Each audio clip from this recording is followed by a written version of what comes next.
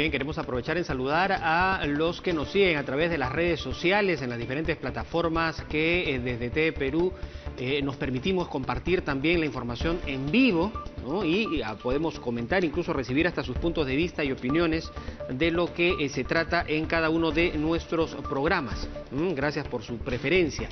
Vamos de inmediato a pedirles también que puedan, si tienen alguna inquietud respecto al siguiente tema, nos lo hagan hacer llegar a través del Facebook, por ejemplo, para trasladárselo a nuestro invitado. Vía Skype se encuentra con nosotros León Trachtenberg, profesor y experto en temas de educación. La semana pasada conversamos con ASPEC respecto de estos reclamos que muchos padres de familia vienen haciendo del costo de las pensiones en los colegios y en las instituciones de educación superior y el pedido de que se bajen estas pensiones. Bueno, vamos a preguntarle al profesor León Trachtenberg, experto en la materia, para que nos dé su punto de vista, por ejemplo, respecto de este reclamo en particular que hacen los padres de familia. El profesor Trachtenberg, ¿cómo está usted? Buenos días.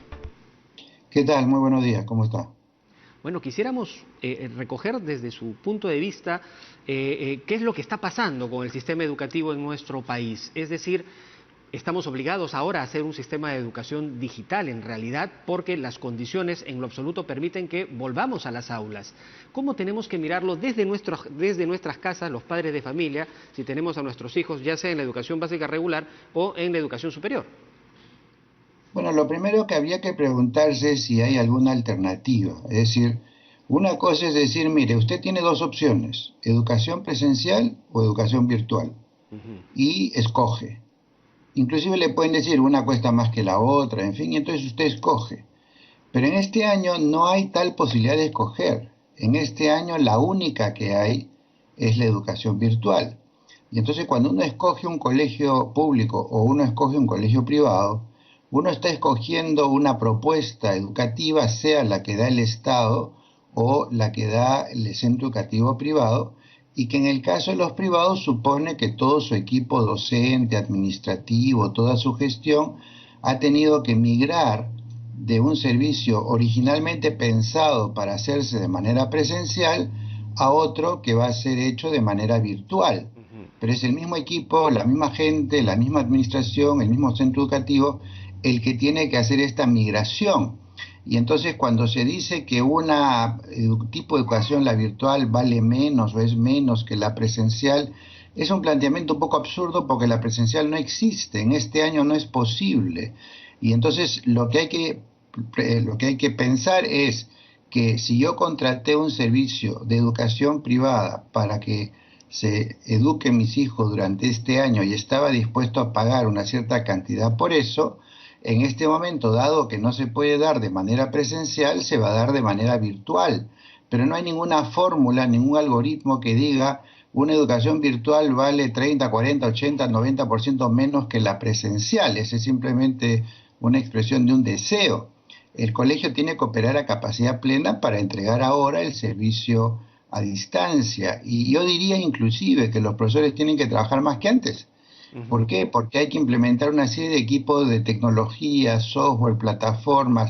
Los profesores tienen que capacitarse, tienen que migrar todo lo que han planificado hacer de manera presencial, lo tienen que hacer de ahora de manera virtual. Hay todo un proceso de aprendizaje que tiene también un valor, sin embargo se está desconociendo porque se está planteando que la educación virtual vale menos que la presencial simplemente porque hay menos horas de conexión directa con el profesor y a partir de eso se quiere hacer un cálculo de que vale menos. En ese sentido, me parece que es un error pensar que se puede comparar la virtual con la presencial porque la presencial simplemente no existe ni va a existir todo este año.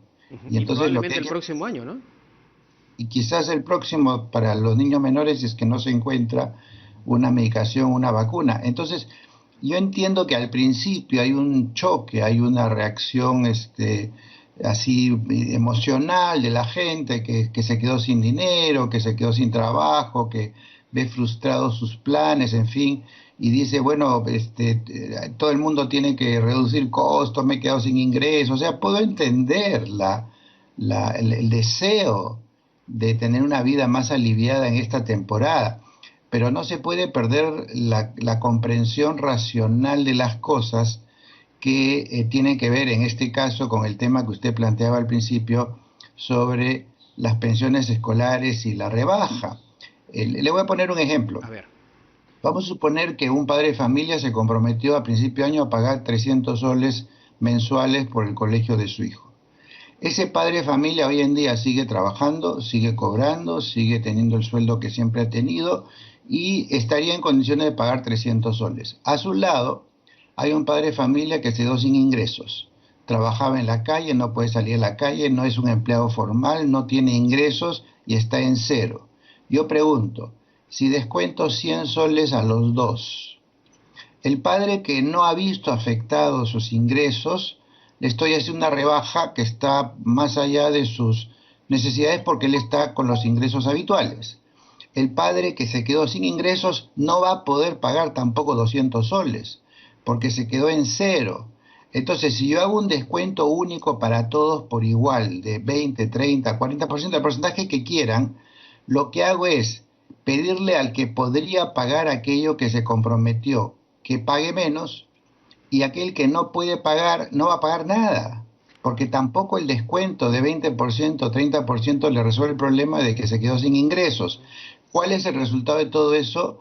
Que el descuento en realidad no va a ser de 100 soles. La merma en la caja del colegio va a ser 150 o 200 soles. ¿Cómo se sostiene un colegio por 2 meses, 1 mes, 2 meses, 3 meses, cuando recibe la mitad o un tercio de los ingresos que le permiten operar? Ahora, Entonces, cuando, yo quisiera... sí, cuando hace el análisis, sí, perdón, solamente para terminar, yo lo que decía es que me parece una mejor solución que los padres que contrataron el servicio y que tienen actualmente los ingresos habituales paguen lo que se pactaron pagar, y los que tienen dificultades y las pueden demostrar reciban el descuento que corresponde a esa dificultad. Pero hacer una cosa única para todos va a beneficiar a unos y a no terminar de resolver el problema a los otros, y al final quiebran el colegio. Ahora, yo quisiera pedirle su punto de vista respecto de estas ideas que están diciéndose mucho, ¿no? El hecho de que ahora todo sea virtual, de que ahora sea todo por internet y menos horas, significa que nuestros hijos ya no van a aprender lo que deberían haber aprendido durante este año. ¿Qué opina usted al respecto?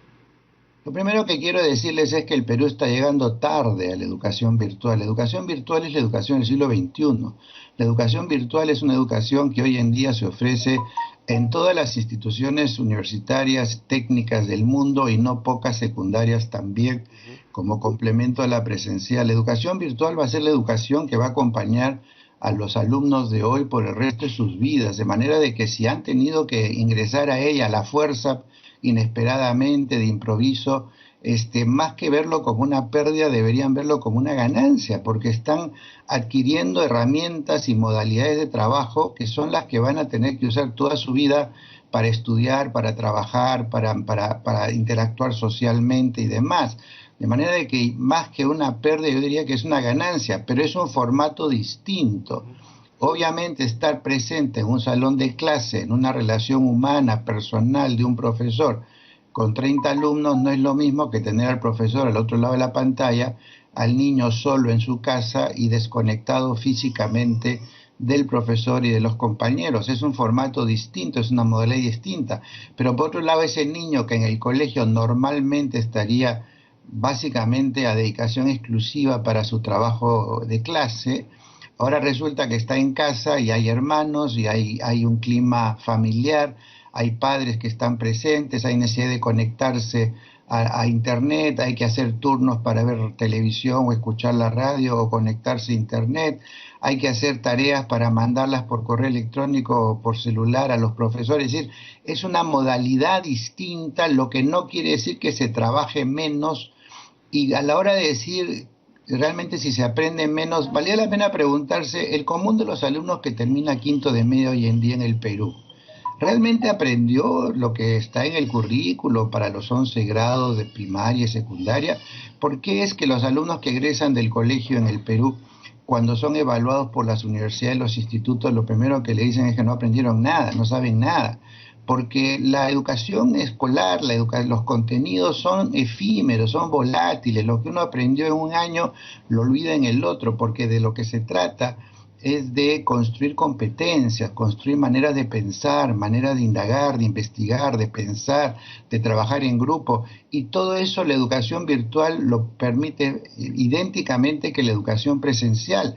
Y entonces, en lugar de estar pensando que están perdiendo el tiempo o están teniendo un hueco que nunca van a poder recuperar, lo que tienen que entender es que este es un continuo que empieza cuando los niños están en preescolar, termina cuando termina la secundaria, y ese continuo puede tener baches en el camino, puede tener cambios de giro, pero la construcción acumulativa de las habilidades no se pierde, no se malora. Más bien la educación virtual está permitiendo que no haya un hueco de un año, que no haya un vacío de un año entre el aprendizaje y el recorrido del alumno, el crecimiento del alumno por la vida. Ahora, y acá hay un hecho importante, ¿no? Porque se supone que la educación lo que tiene que hacer es prepararnos para poder vivir como buenos ciudadanos en una sociedad que está en evolución, en constante cambio. Y lo que estamos viviendo, sin duda, nos obliga a mirar con detenimiento qué es lo que estuvimos haciendo y qué es lo que tendremos que hacer en un nuevo mundo, ¿no? Frente a esta pandemia y lo que podría suceder en el futuro. Eso es lo que habría que mirar muy de fondo dentro de nuestros hogares, que los padres lo entiendan, para apoyar en ese proceso de formación de buenos ciudadanos en un nuevo escenario? Los padres tienen la oportunidad de su vida de ver cómo aprenden los alumnos, porque cuando los padres están al lado de sus hijos, viendo cómo aprenden, no solamente los menores que necesitan su acompañamiento, sino en general cómo se construye la autonomía, cómo el alumno planifica, cómo es el vínculo del alumno con sus trabajos, sus tareas, su trabajo en grupo. En el caso de los niños menores, ver cómo los profesores estimulan a los niños para que piensen, para que razonen, para que trabajen, para ponerles límites, para resolver sus conflictos, para saber cómo se encara la situación de un niño que está triste o que está desconectado, cómo se maneja una situación de conflicto, de bullying, como todas esas cosas que los profesores hacen en el día a día en la escuela, los padres tienen la oportunidad de verlo ahora y aprenderlo para utilizarlo no solo cuando el niño está conectado al maestro, sino en su casa, en su cotidiano, porque los padres están con los hijos todo el día.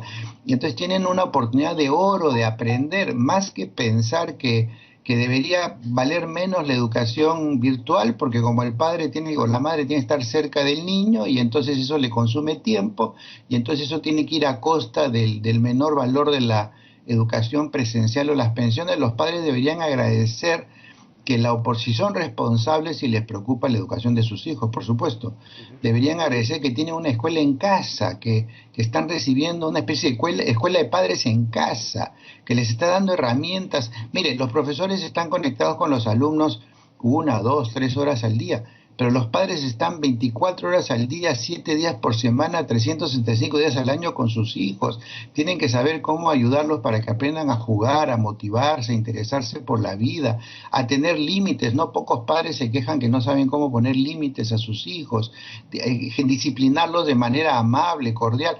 Todo eso lo pueden aprender si están alerta de cómo los profesores están manejando el tema de la educación de sus hijos por vías virtuales. Y entonces, en lugar de sentirlo como una pérdida, como una derrota de los padres que los obligan a estar viendo cómo trabajan sus hijos, yo pensaría que deberían agradecer que están permitiéndoles tener una escuela de padres en casa.